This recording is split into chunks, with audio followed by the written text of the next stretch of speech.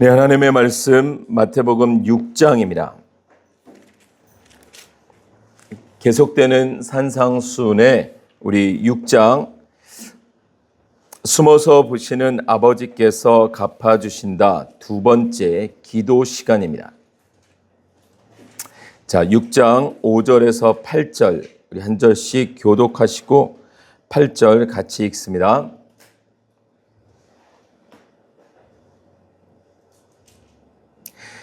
네, 제가 먼저 5절 읽습니다. 너희는 기도할 때에 위선자들처럼 하지 말아라. 그들은 사람들에게 보이려고 회당과 큰 길 모퉁이에 서서 기도하기를 좋아한다. 내가 진정으로 너희에게 말한다. 그들은 자기네 상을 이미 다 받았다. 너희는 기도할 때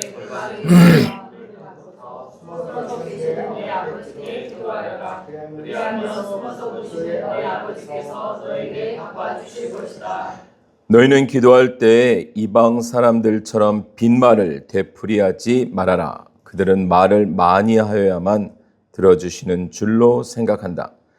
그러므로 그들을 본받지 말아라. 하나님 너희 아버지께서는 너희가 구하기 전에 너희에게 필요한 것이 무엇인지 알고 계신다. 아멘. 오늘 우리는 신앙생활의 기본이 되면서 매우 중요한 주제이고 어쩌면 가장 오해되기 쉬운 주제인 기도에 대해서 함께 보도록 하겠습니다. 환자를 수술해야 되는 의사 선생님들에게도 어려운 환자 또는 어려운 수술이 있을 수 있을 것입니다. 그와 같이 설교하는 설교자들에게도 때로는 이렇게 피해가고 싶은 주제들이 있는데 바로 그 주제가 오늘의 기도입니다. 어쩌면 의사 선생님들에게 제일 어려운 환자는 우리가 말하는 나이롱 환자죠. 너무 병원을 자주 들어서 이제 웬만한 거는 다 꿰고 있는, 그래서 의사 선생님들이 상태에 따라서 진단을 해줘도 이미 마음속에 다 처방전이 나와 있는 환자. 맞습니다. 어쩌면 운동이나 예술, 피아노, 아무것도 모르는 사람이 오면 도레미파 음계부터 시작해서 가르쳐 주는 대로 배울 텐데 이미 꽤 배우고 온 사람은 이미 배운 게 있단 말이죠. 그래서 정확한 것인지는 모르겠는데 베토벤은 이미 배우고 온 사람이 오면 수강료를 더 많이 받았다는 거죠. 더 힘드니까. 초보자를 더 싸게 받았다는 거죠. 오늘의 주제가 그렇습니다. 여러분들이 어쩌면 여러분들 안에 고정되어 있는 관점이 있어요. 있을 수도 있어요. 그런데 오늘 이제 나누는 말씀이 그와 좀 같을 수도 있고 다를 수도 있습니다. 선택은 여러분들이 하시는 것입니다. 종종 이렇게 성경적인 분들과 만나서 이야기를 하다 보면 말이 참 잘 통할 때가 있어요. 그런데 그렇지 않고 종교적인 분을 만나면 참 어려울 때가 있습니다. 비슷한데 종교적인 것과 성경적인 것은 사뭇 다릅니다. 저는 여러분들 앞에 성경 강사로 서 있는 것은 아닙니다. 어디에서 코스 강의 듣고 그 강의한 대로 매뉴얼대로 설교하는 것이 아니라 붙들고 싸우고 씨름하고 그 말씀에서 하나님이 무엇을 말씀하시는지를 전하고자 하기에 만약에 여러분들의 생각이 성경에 기반을 두고 있다면 맞지, 그렇지 이렇게 하실 수 있고, 만약에 여러분들의 신앙이 여러분들이 붙들고 있는 어떤 종교적인 종교심에 있다면 좀 이렇게 의문이 될 수 있는, 그럴 수 있습니다. 어찌되었건 본향 그 교회의 성도들은 저를 집중해서 보셔야 됩니다.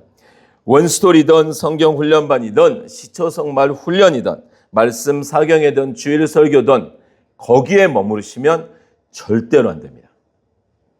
그것을 통해서 하나님의 말씀으로 가셔야만 합니다. 말씀에서 답을 찾으셔야 돼요. 여러분들의 신앙의 기초를 말씀에 두셔야 돼요. 그냥 들은 것, 예배를 참석해서 들었던 설교, 어떤 예배의 활동을 내가 같이 함으로 내 안에 굳어진 신앙에 머무르시면 절대로 안 됩니다. 교회도 목사도 여러분들의 신앙을 지켜줄 수 없어요. 모든 기관과 시스템과 사람은 불완전하기에 여러분들이 끊임없이 말씀과의 싸움을 통해서 신앙을 세워나가셔야만 합니다. 다만 도움을 줄 수 있어요. 그 말씀이 오늘 한번 마태복음 6장을 깔피하시고 느헤미야서로 한번 가보겠습니다.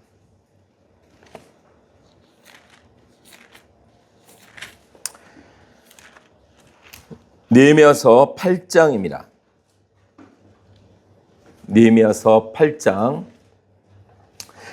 827쪽, 제가 가진 성경으로는 827쪽입니다.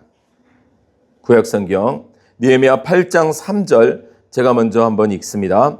그는 수문 앞 광장에서 남자든 여자든 알아들을 만한 모든 사람에게 새벽부터 정오까지 큰 소리로 율법책을 읽어주었다. 백성은 모두 율법책 읽는 소리에 귀를 기울였다. 누가 읽었어요? 에스라가 지금 읽었어요. 자, 그런데 8절도 한번 보세요.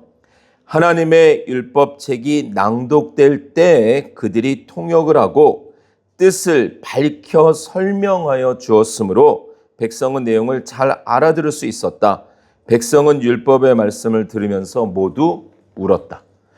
말씀을 들으니까 이 말씀이 하나님이 이것을 원하셨던 거였구나. 하나님의 백성들에게 그 말씀의 뜻을 알아들었어요. 설명을 들었어요. 그래서 그게 마음으로 동의가 되니 그들의 심령에서 탄식이, 울음이, 회개가 터져나오게 되자.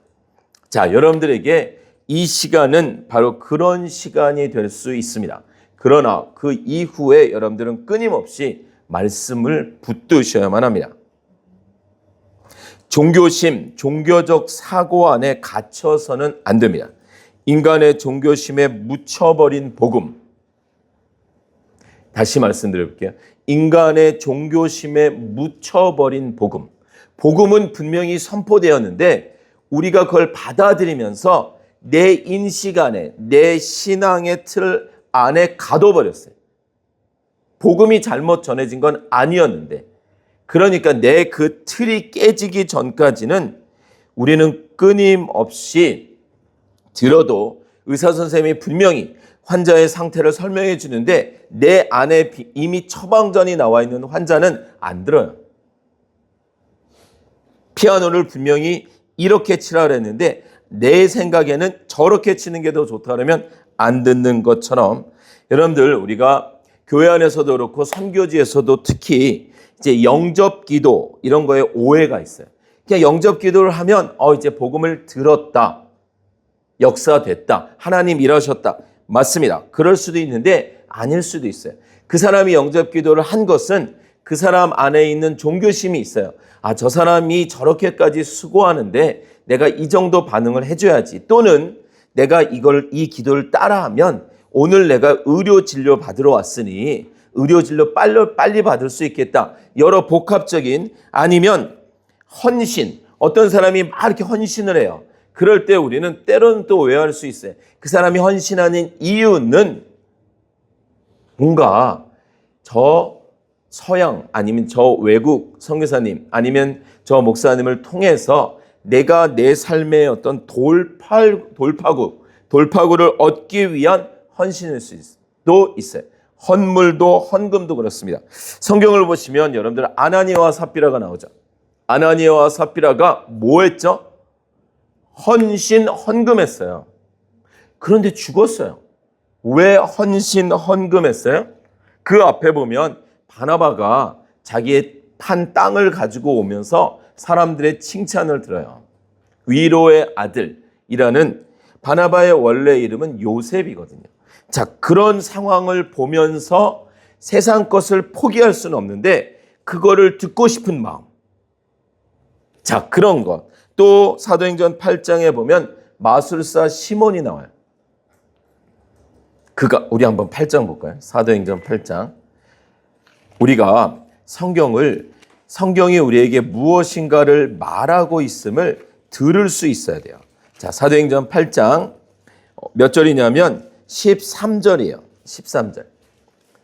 8장 13절. 신약 241쪽입니다. 자, 보세요. 시몬도 믿게 되었고 세례를 받은 뒤에 항상 빌립을 따라다녔는데 그는 빌립이 표징과 큰 기적을 잇따라 행하는 것을 보면서 놀랐다. 네, 분명히 시몬도 믿게 되었다라고 하는데 이 믿음이 성령이 주신 회개의 역사를 통한 믿음이라기보다는 그들이 한 큰 기적과 이적을 믿은 거예요. 그래서 그는 세례를 받고 따라도 다녔고 했는데 나중에 뭐라 그래요? 18절에 시몬은 사도들이 손을 얹어서 성령을 받게 하는 것을 보고 그들에게 돈을 내어서 말하기를 내가 손을 얹는 사람마다 성령을 받도록 내게도 그런 권능을 주십시오.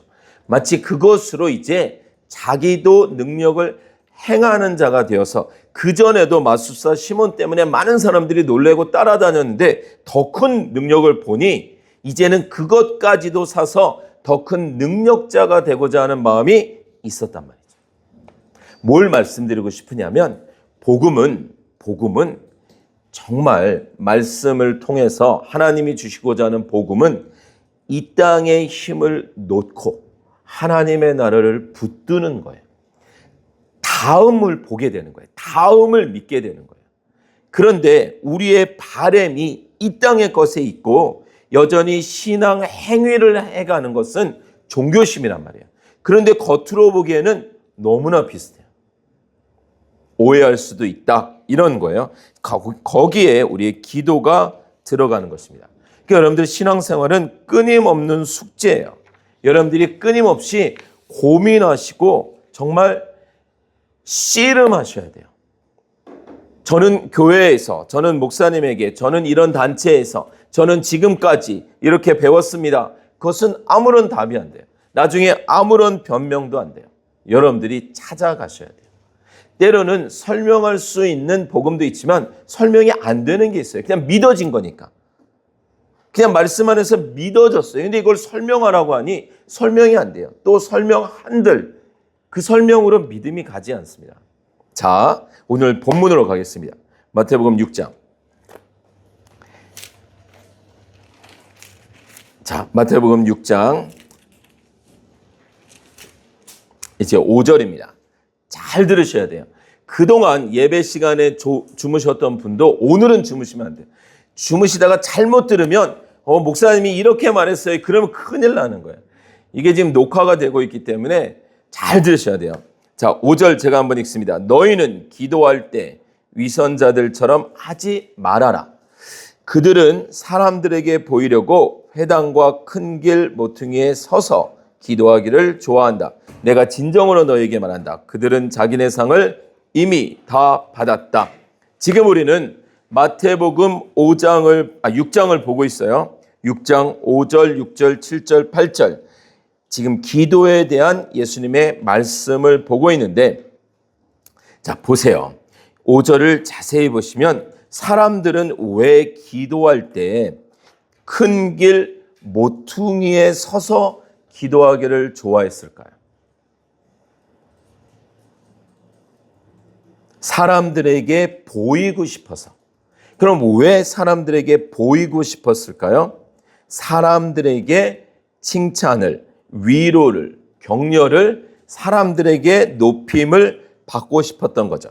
그런 사람들은 그들은 자기네 상을 이미 다 받았다. 그 말을 하시는 거예요. 지난 시간에 우리가 봤던 선행도 마찬가지죠. 그러면 여기에서 말하는 우리가 이제 여러분들이 기도 한번 제가 여쭤보지는 않겠지만 마음속으로 한번 생각해 보세요. 기도의 정의는 뭘까요? 기도의 정의. 여러분들이 가지고 계신 종교적인 마음 말고 기독교적인 성경적인 기도의 정의는 뭐예요? 기도하면 딱 떠오르는 그 다음 뭐 단어나 문장이 뭐가 있으세요? 뭔가 있죠? 자, 있는데 여기에서 너희는 기도할 때 위선자들처럼 하지 말아라. 그들은 사람들에게 보이려고. 여기서 말하는 이 기도는 신앙의 행위로 여겨지는 거예요. 신앙의 행위. 그들이 신앙의 어떤 행위를 함으로 인해서 사람들이 와, 저 사람은 저렇게까지도 하네. 그런 거 말이죠. 그게 성경 읽기던, 그게 구제던, 그게 선교의 행위던 그런 거 말이죠. 그래서 와, 나는 저렇게까지는 못하는데 참 저 사람 크다, 괜찮다, 대단하다. 그런 신앙의 행위 가운데 하나가 다음 시간, 다다음 주에 볼 금식, 그리고 기도, 구제 그런 거였단 말이죠. 그러니까 기도를 신앙의 행위 중에 하나로 본다는 거예요.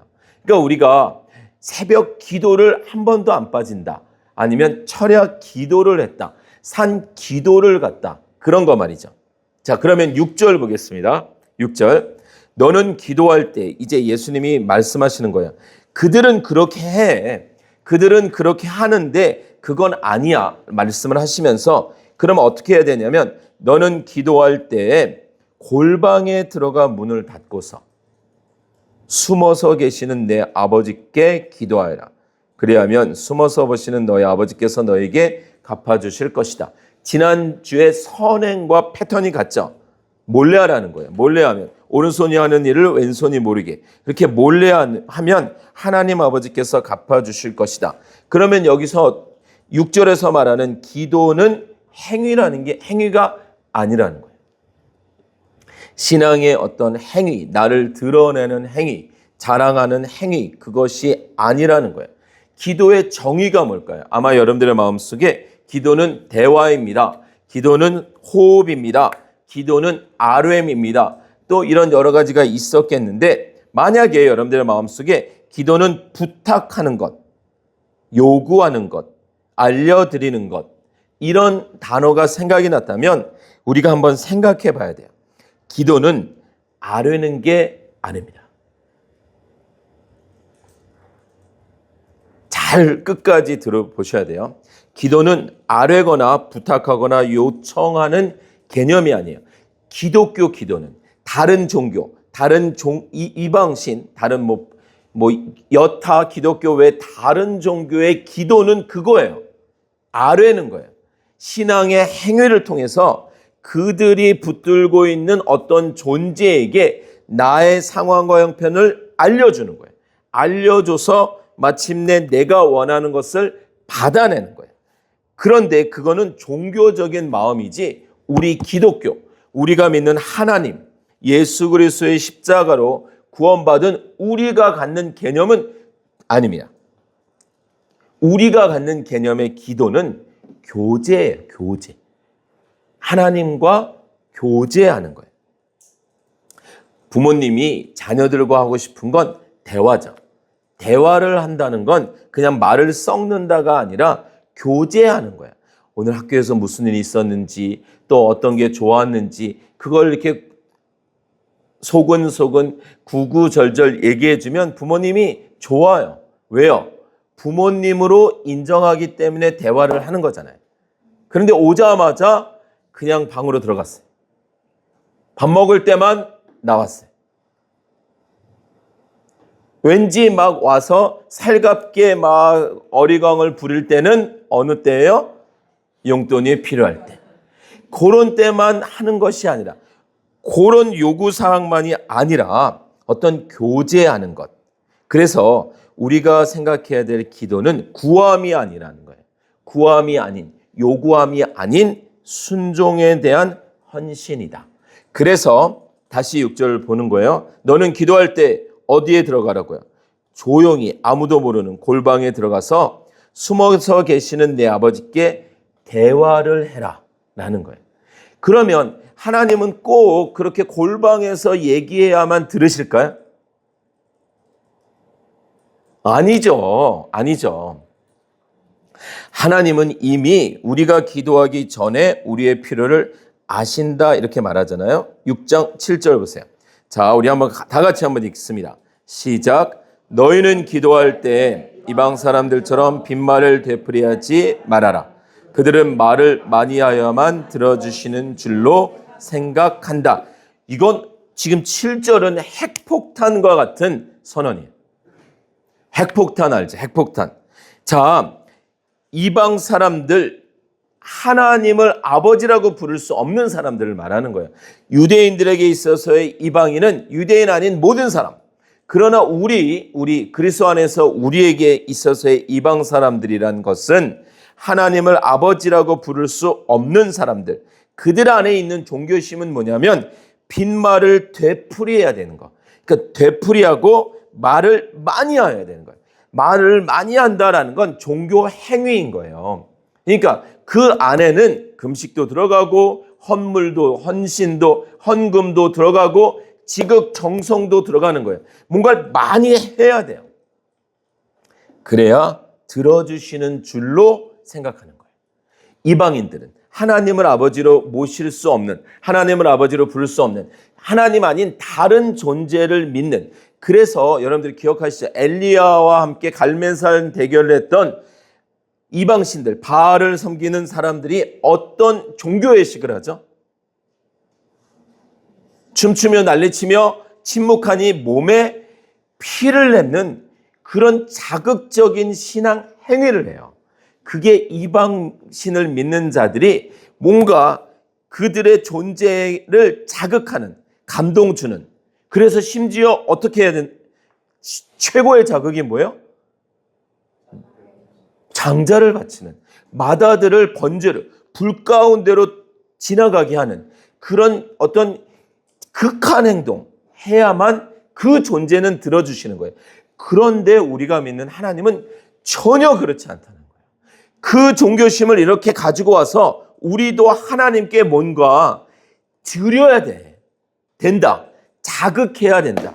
뭔가 하나님을 감동해야 된다. 보좌를 흔들어야 된다. 이 개념을 가지고 온다면 하나님 편에서 무척 당황스러운 거예요.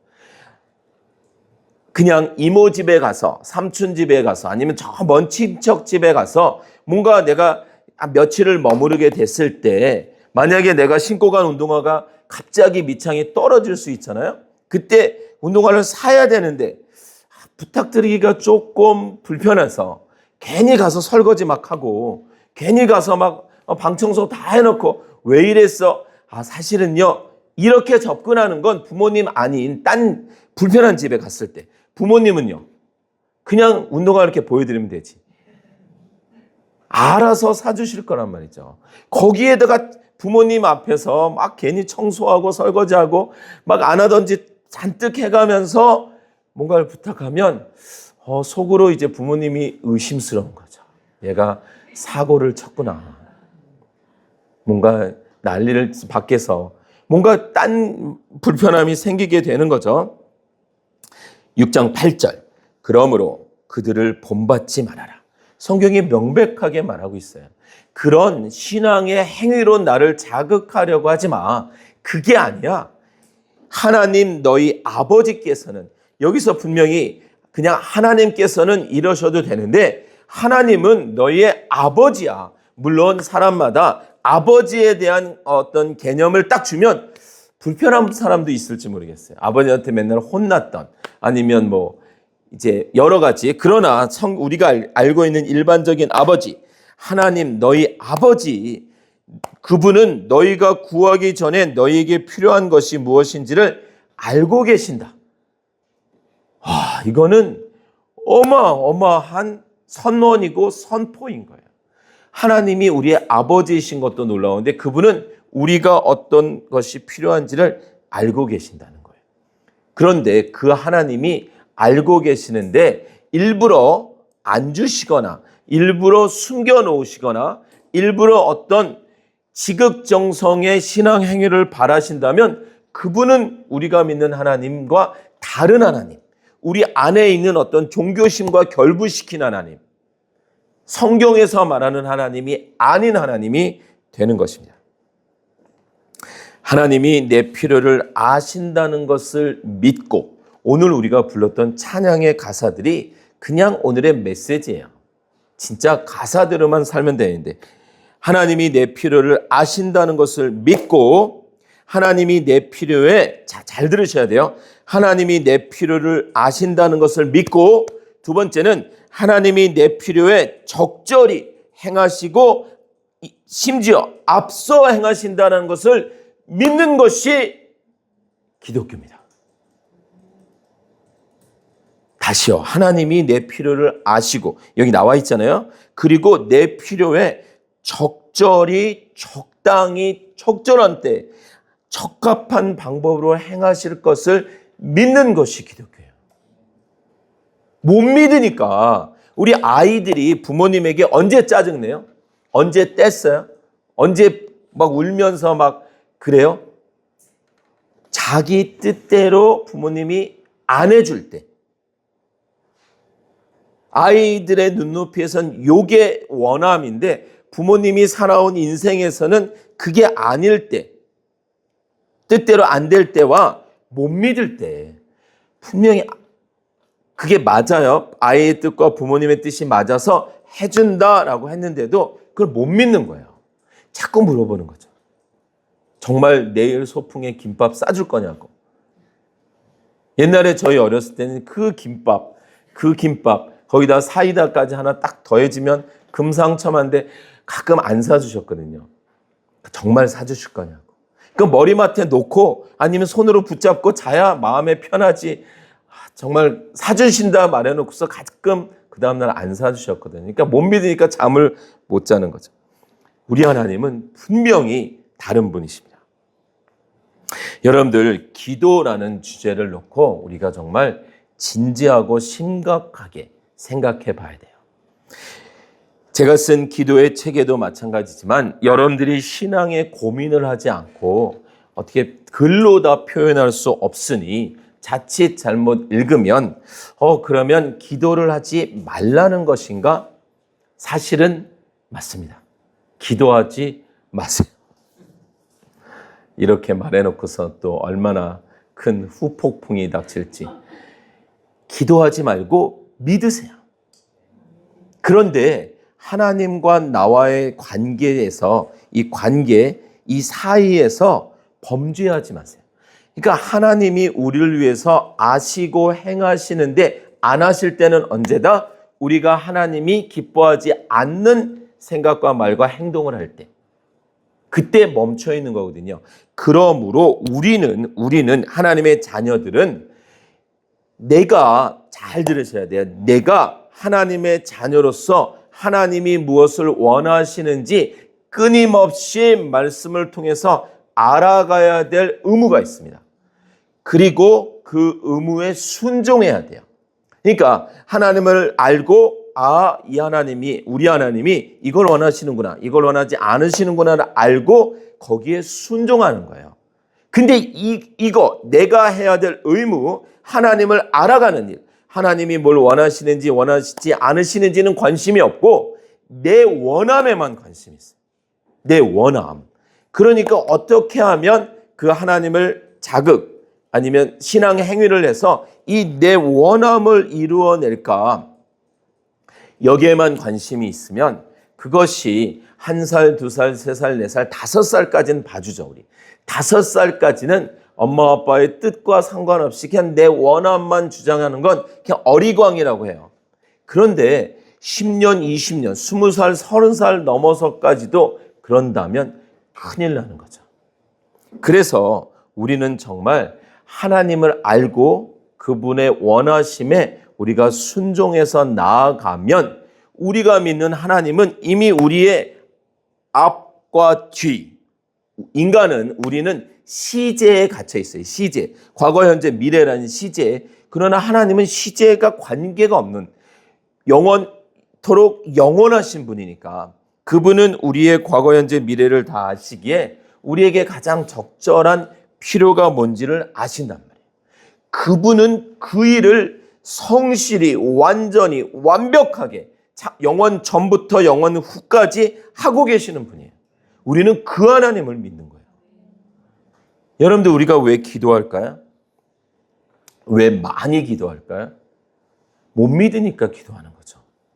내 필요가 있는데 내 원함이 있는데 이 원함이 하나님의 뜻과 어떤 관계가 있을까 보다는 내 원함을 그냥 이루고 싶은 여기만 붙들려 있으니 이것을 구하는 거죠. 요구하는 거죠. 요청하는 거죠. 더 많이, 더 간절히, 더 자극적으로, 더 센 분에게 기도를 부탁하고 더 어려운 고지, 저 산 꼭대기에 가가지고 그것도 한겨울에 막 그냥 그런 막 아닙니다. 여러분들 우리는 하나님의 뜻을 알고 그분께 순종하는 삶을 살아갈 때 하나님은 우리를 선하게 인도하시는 너무나 좋으신 분임을 믿는 것입니다. 그것이 신앙생활이에요.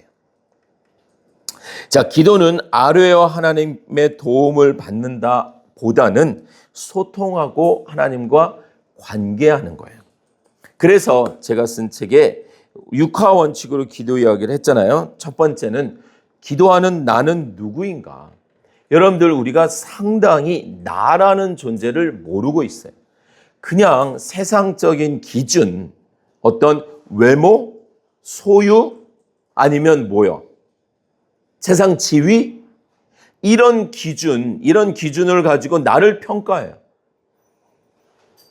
결혼하기 전, 결혼해서 그런 뭐 집, 차, 세상 지위 이런 것은요 비교할 수가 없어요. 하나님이 나를 사랑하시는 그 사랑은요 하나님이라는 분이 그 완전하신 분이 창조주이신 전능하신 분이 나를 위해서 그분의 독생자를 주셨다면 도대체 나는 누구예요? 나라는 존재는 얼마나 가치가 있을까요? 상상할 수가 없죠. 상상할 수가 없죠. 근데 나라는 존재의 가치를 너무 세상의 기준 가지고 그냥 지금 내가 어떤 학생이라면 성적이, 대학이, 직장인이라면 직장이, 뭐 인컴이, 수입이, 내 소유가 그것에 평가될 수 없는 어마무시한 존재란 말이죠. 여러분들 로마서 8장 한번 보겠습니다. 로마서 8장 32절 신약성경 303쪽입니다. 신약성경 303쪽.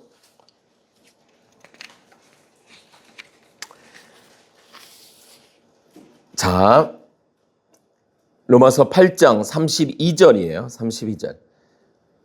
자, 자기 아들을 아끼지 않으시고 우리 모두를 위하여 내주신 분이 어찌 그 아들과 함께 모든 것을 우리에게 선물로 거저주지 않으시겠습니까?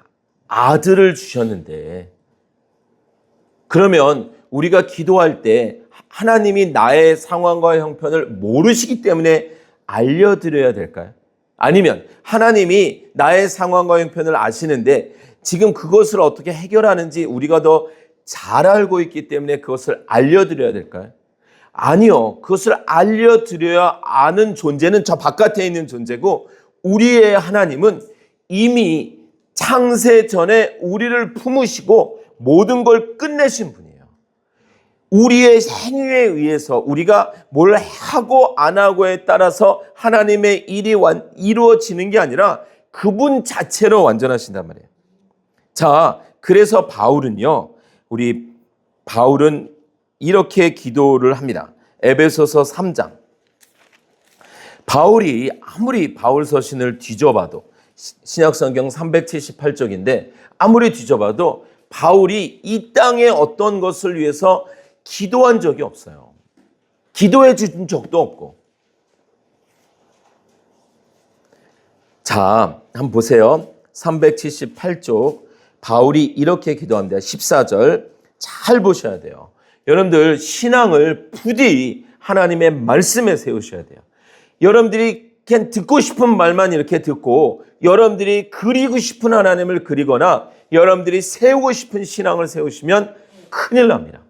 신앙생활을 10년, 20년, 30년 아무리 좋은 교회에서 아무리 좋은 목사님을 통해서 신앙생활을 해도 여러분들이 말씀을 통해서 확증하시는 것이지 말씀을 안 읽고 말씀을 처음부터 끝까지 붙들지 않고 그냥 이걸 거야, 이런 분일 거야에 멈추시면 큰일 나는 거예요.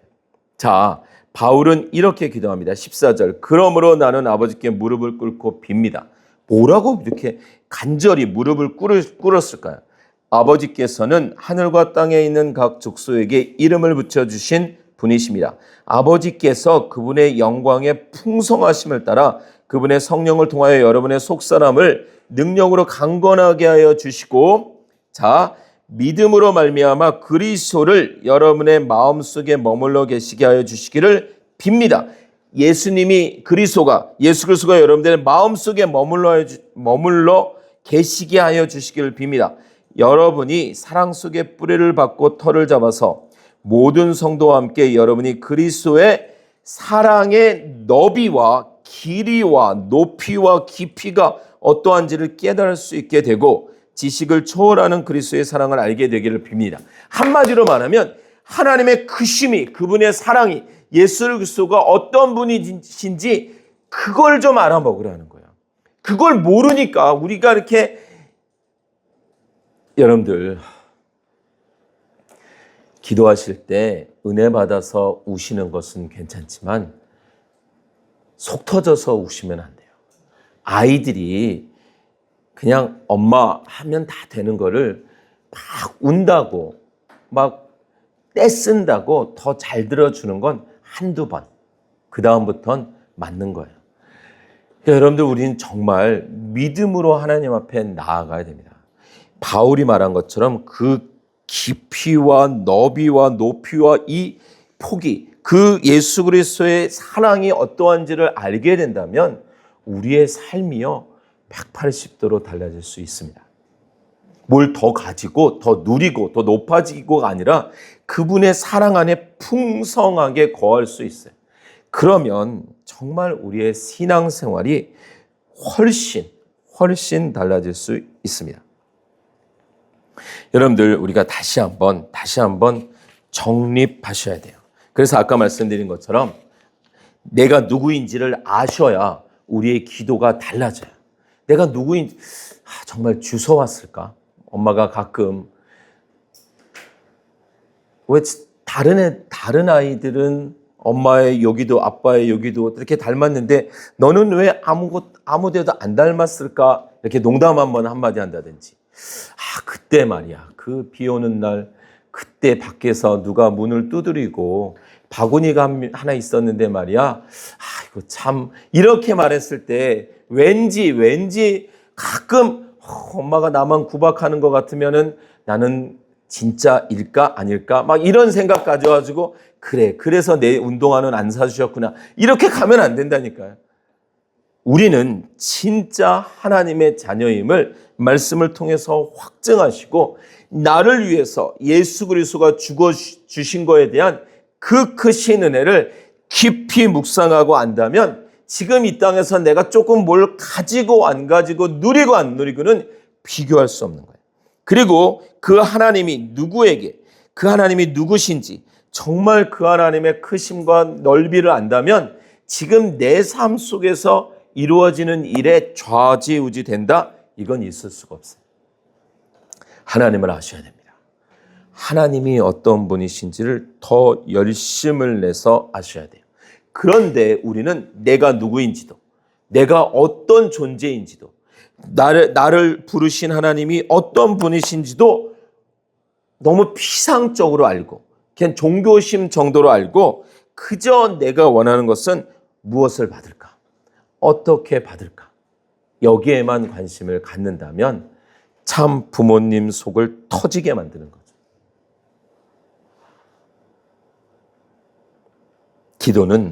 기독교의 기도는, 성경적인 기도는 아뢰는 게 아니에요. 아뢰다라는 건 왜 아뢰죠? 모르니까. 듣는 대상이 모르니까. 그럼 목사님 기도하지 말까요? 아니요, 기도를 하세요. 그런데 기도를 아뢰어서 받아낸다 개념으로 두지 마시고 교제한다, 나눈다, 소통한다. 그래서 내가 어떤 것을 아뢰고 대화할 수 있는데 그 결론을 잡지 마시라는 거예요. 우리는 과거, 현재, 미래 속에 살고 있어요. 내일을 모르기 때문에 내가 원하는 그 원함이 심지어 그것이 누군가를 위한 기도, 정말 내가 볼 때는 그 사람이 살아야 되고 그 사람의 건강이 회복돼야 되고 그 사람의 사업이 일어나야 되고 여러 가지 내가 볼 때는 이거는 반드시 되어야 되는 일이지만 우리는 내일을 모르기 때문에 결론을 지어서는 안 돼요. 그 결론은 하나님께 있는 것이고 하나님이 더 선하신 분이라니까요. 그러니 아뢰실 수 있습니다. 그런데 아뢰므로 기뻐하셔야 돼요. 아뢰는 것으로, 대화하는 것으로 거기서 끝내셔야 돼요. 그것을 끝까지 밀어붙여서 마침내 그것을 받아내겠다 하신다면 그러면 결국 인생을 살아보지 못하는 자녀들이 내 방법대로 살겠습니다. 그냥 제 뜻대로 하게 해주세요. 처음에는 말리다가 나중에는 한번 강아지 같은 고생을 해봐야 알아듣지 하고 놔줄 때가 있어요. 여러분들, 우린 다시 한번 신앙의 청소 정도인지 아니면 레노베이션을 해야 되는지 아니 그 정도도 아니고 재건축을 해야 되는지 그것도 아니고 아주 싹 밀어버리고 그냥 땅을 다시 파고 신축을 해야 되는지 살펴봐야 됩니다.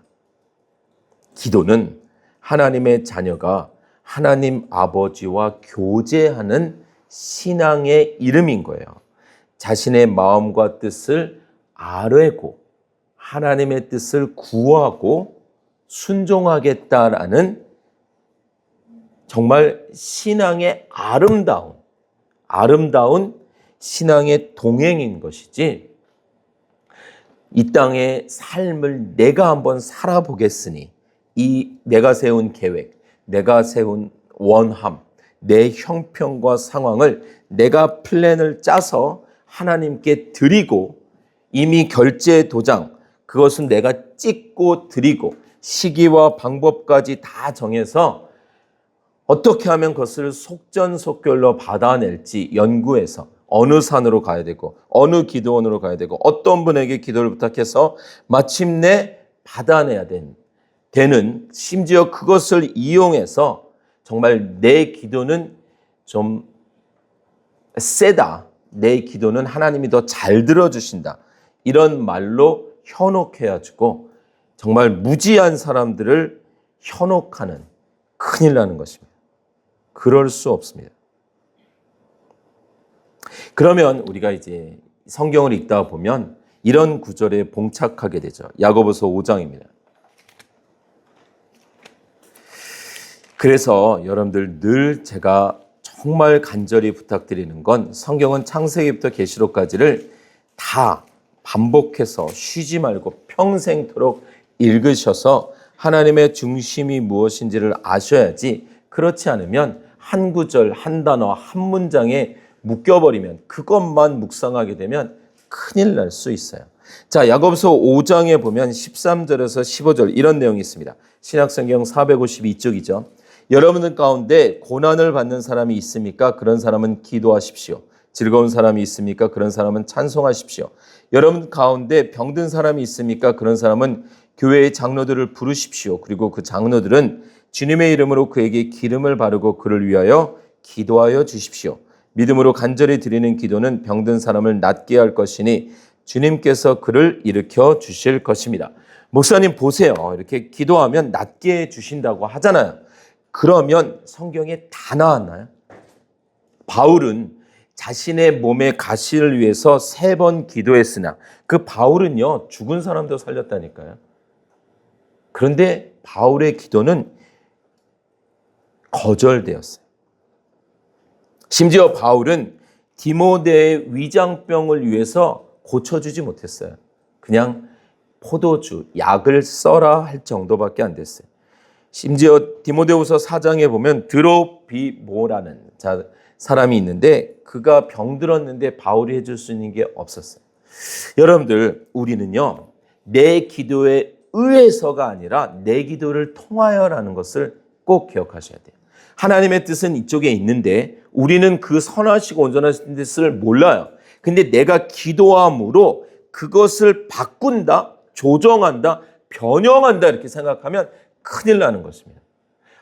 기도는 하나님의 뜻에 다분히 순종하는 것이고, 본문에서 야고보서 5장에서 말하는 것은, 야고보가 강조하는 것은 교회 공동체의 하나됨이고, 어렵고 힘든 일을 있을 때 교회 공동체에 말하고, 공동체의 기도를 통해서, 의해서가 아니라, 의해서 뭐가 바뀌고 낫고가 아니라 그런 사랑 안에서 믿음의 기도가 역사가 일어날 수 있겠으나, 항상, 왜냐하면 그 병이 왜 들었는지를 모르니까, 우리는 그 병이 정말 교회 공동체의 기도를 통해서 하나님이 덕스럽게 하기 위해서 든 병이라면 그 믿음의 기도로 나을 것이나, 그게 범죄함으로 인함이라면 회개해야죠. 회개하지 않고 누군가가 기도해서 나으면 큰일 나는 겁니다. 그래서 성경은 이스라엘 백성들의 범죄로 망하게 되었을 때 누가 기도해도 안 들어주신다, 하나님이 말씀하시죠. 모세도 사무엘도 아무도 기도해도 안 들어주겠다 하십니다. 그래서 예수님이 심지어 뭐라고 기도하시죠? 내 뜻대로 마시고 아버지의 뜻대로 해주십시오. 우리는 끊임없이, 여러분들 기도하세요. 기도하실 수 있습니다. 하세요. 그런데 결론은 내 뜻대로 하지 마세요. 아버지의 뜻대로 하세요. 반드시 붙이셔야 돼요. 그리고 또 하나 뭘 붙이시냐면, 제가 기도하는 것대로 이루어지든 안 이루어지든 하나님이 선하신 분입니다를 제가 믿을 수 있게 해주세요. 그 상황을 제가 받아들일 수 있게 해주세요. 내 뜻대로 안 돼도 그 상황이 하나님이 주시는 최선임을 제가 받아들일 수 있는 믿음을 허락해 주세요. 그냥 오늘도 제가 카톡으로 기도 제목을 받았는데, 그냥 제가 이런 병적인 어떤 증상이 있습니다, 낫게 기도해 주세요. 당황스럽죠. 하나님이 그 병을 어떤 이유 때문에 주셨는지 모르거든요. 그러면 무조건 그 병을 낫게 기도한다면 하나님이 제 기도를 들으시고 낫게 하실까요? 제 기도의 어떤 능력으로? 힘으로? 저와 그분이 다를 게 뭘까요? 그분도 신앙인이라면, 예수 그리스도 안에서 하나님의 자녀라면 그분의 기도로도 충분히 역사는 일어날 수 있습니다. 만약에 그 병이 회개해야 될 병이면 회개해야 되는 것이고, 그 병이 연단이라면 인내해야 되는 것이고, 맞습니다. 종교심을 자극해서 목사라는 어떤 좀 영적인 사람이라는 포지션을 이용해서 오히려 하나님과 성도의 사이에 서서 중간자 역할을 해서는 큰일 납니다. 기도로 신앙의 행위를 통해서 하나님의 온전히 행하심을 바꾸려 하는 것은 큰일입니다. 오히려 여러분들은 주어진 시간에 정말 열심히, 기도하실 시간에조차 하나님의 말씀을 열심히 읽으시고, 시초성말이든 원술이든 다른 어떤 것을 통해서라도 말씀을 더 가까이 가셔서 하나님의 선하시고 온전하신 뜻을 발견하는 거예요. 그리고 두 번째는 순종하는 거예요. 아시는 것만이 아니라 순종하는 거예요. 아, 이걸 원하시는구나. 그러면 순종하는 거예요. 그리고 남은 여러분들의 삶을 최선을 다하시는 거예요. 그리고 주어진 결과를 받아들이세요. 진짜로요. 받아들이세요. 다시요. 우리는 여러분들이 기도할 시간에, 기도는 언제 어디서나 전철 안에서든 잠자기 전에든 다 하시는데, 더 많은 시간의 집중을 써서 하나님의 말씀을 통해서 하나님의 선하시고 온전하신 뜻을 아는데 더 열심을 내시고, 알게 되시거든 순종하세요. 최선을 다해서 하루하루를 살아내시면서 주어진 결과가 내 뜻과 같을 수도 있고, 내 원함과 같을 수도 있고, 다를 수도 있어요. 그때 그 상황이 하나님 편의 최선임을 받아들이세요. 내 뜻과 같지 않다고 해서 불평하거나 원망하거나 짜증내거나 답답해하는 것은 온전히 과거, 현재와 미래, 영원부터 영원까지를 완전히 행하시는 하나님을 의심하는 거죠. 못 믿는 거죠. 주어진 결과를 받아들이고 그 안에서 기뻐하는 것. 하나님을 인정하는 거예요. 제가 예전에도 한번 그런 예화를 말씀드렸죠. 자녀가 여러 명 있을 때 부모님이 때로는 일부러 아니면 때로는 경제적인 능력이 안 돼서 명절이 됐을 때 다 새 옷을 사줬는데 한 명을 못 사줄 수가 있잖아요. 안 사줄 수가 있잖아요. 있으니까. 근데 그 아이가 예를 들어서 바로 얼굴이 변하여지고 이제 밥도 안 먹고 방에서 나오지도 않고 아니면 외출해서 안 들어오고 그러지 않고 딱 표정은 뭔가 실망은 잔뜩 있지만 그래도 질끈 감고 아마 내 운동화는 다음 명절에 더 좋은 걸 사주시려고 그러시는 거죠 하고 참고 넘어갈 때 부모님의 마음에서 그 아이가 콱 도장이 찍히는 거예요. 그 다음에 나이키가 아니라 너이키를 사주던. 그건 부모님을 인정해 드리는 거예요.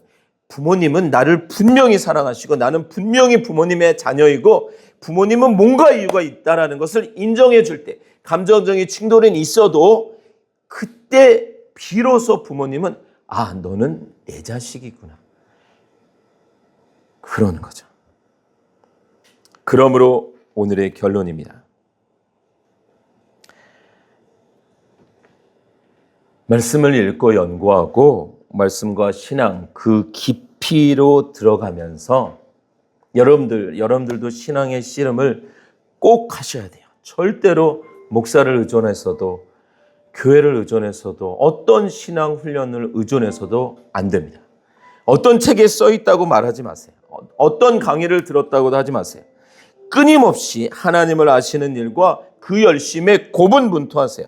저에게 있어서는 그렇게 말씀과 신앙의 깊이로 들어가면 들어갈수록 제가 할 수 있는 일이 없다라는 것밖에 없어요. 하나님이 이미 다 하셨다라는 것밖에는 믿겨지지 않아요. 그분은 창세전에 다 하셨어요.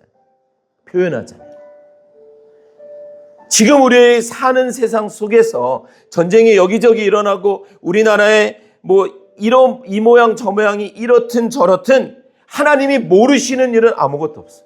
하나님이 주관하지 않으시는 일도 아무것도 없어요. 우리가 믿는 하나님은 정말 완전하신 분입니다. 하나님에겐 시제가 없어요. 하나님은 선하시고 온전하신 뜻으로 모든 것을 다 하고 계시는 게 아니라 하셨어요. 우리 시제에서 하고 계신 것이지. 그분은 이미 다 하셨어요. 이미 창조 전에 십자가를 통하여서 예수 그리스도로 말미암아 우리가 가야 될 완전한 하나님의 나라는 이미 이루어져 있어요. 우리는 그 안에 있어요. 묵시의 세상에서 우리는 그 안에 있다니까요. 우리의 역사에서 여기에 있을 뿐이라니까요.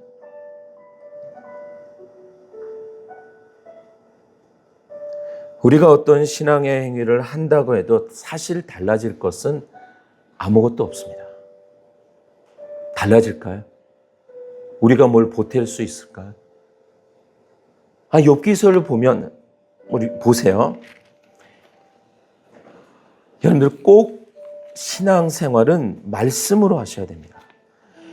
제발 나는 그렇게 배웠다, 그렇게 훈련받았다, 그렇게 들었다 하시면 절대로 안 돼요. 자, 35장입니다. 욥기서 35장 898쪽. 욥기서 35장 6절 보세요. 비록 욥 어른께서 죄를 지었다고 한들 하나님께 무슨 손해가 가며 어른의 죄악이 크다고 한들 하나님께 무슨 영향이 미치겠습니까? 또 욥 어른께서 의로운 일을 하셨다고 한들 하나님께 무슨 보탬이 되며 하나님이 어른에게서 얻을 것이 무엇이 있겠습니까? 욥 어른께서 죄를 지었다고 해도 어른과 다름없는 사람에게나 손해를 입히며 욥 어른께서 의로운 일을 했다고 해도 그것은 다만 사람에게나 영향을 미칠 뿐입니다. 42장 1절 보세요. 나중에 욥이 막 난리가 났잖아요. 뭘 제가 잘못했어요. 욥이 가지고 있는 의식의 한계. 의인은 상 받고 죄인은 벌 받고 모두가 가지고 있는 그 의식의 한계. 그게 종교심이거든요. 거기서 못 벗어나요. 그런데 마침내 42장 1절 2절 보세요. 나중에 욥이 이제 하나님의 크심 앞에 선 다음에 이렇게 말해요. 욥이 주님께 대답하였다. 주님께서는 못하시는 일이 없으시다는 것을 이제 저는 알았습니다. 주님의 계획은 어김없이 이루어진다는 것도 저는 깨달았습니다. 이제야 욥은 안 거예요. 내가 뭘 더하거나 보탠 것도 아니고 하나님은 완전하시구나. 나의 불완전함 속에서 불완전함 속에 하나님을 가두려고 했구나. 그분은 완전하셨던 거였구나. 이제 제가 세상 말로 뭐 한다 그래요? 입닥하겠다 이렇게 말해요.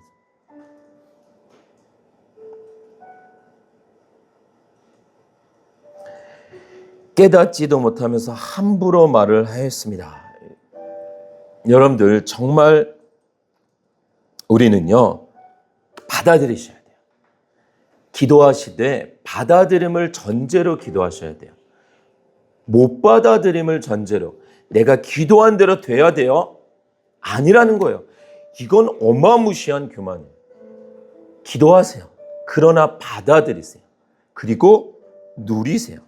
그래서 오늘 그러잖아요. 기도의 궁극적인 목적이 하나님의 신실한 행하심에 대한 받아들임이 아닌 빈말을 되풀이하고 말을 많이 하고 금식, 철야, 기도 부탁, 신앙 행위를 통해서 내 원함을 이루어내고야 말겠다는 것은 기독교가 아닙니다.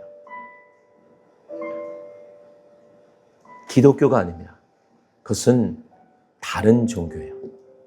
하나님의 이름을 부르는 다른 종교입니다.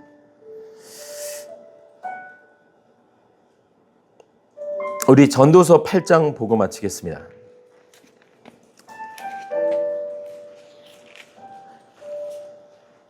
전도서 8장 15절